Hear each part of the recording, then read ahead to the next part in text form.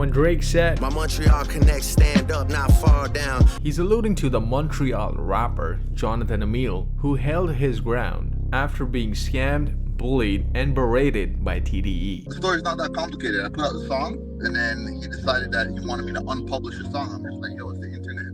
What I deal with, it's out. Like, what do you want? How am I supposed to take this down? UMG is gonna take it down. Interscope's gonna take it down. And I was like, well, why would they take it down if it was like a deal that we did before you guys were signed to the label deal?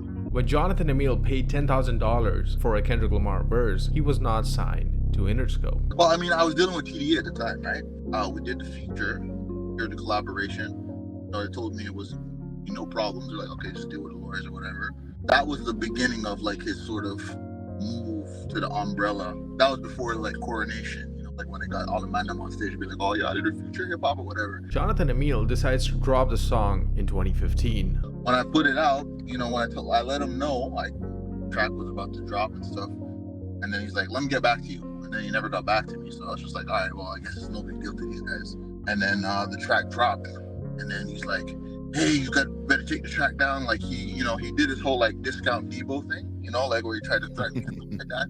You're just like, hey, yo, you don't know who you're talking to, is Top Dog. I'm just like, hey, yo, like Interscope is gonna take it down. You're doing bad business. You need to humble yourself, young. Like, you know how the man them talk to, because I'm like a small independent guy. Despite being a small independent guy, Jonathan offered a way out. We had a deal before. If you don't want me to put out a record, you have to compensate me and give me back the money that I spent on this. I don't know who you're talking to. He did his like, sugar-free, Suge Knight shit, and he tried to like shake me down. I was like, Reggie, like the track is out.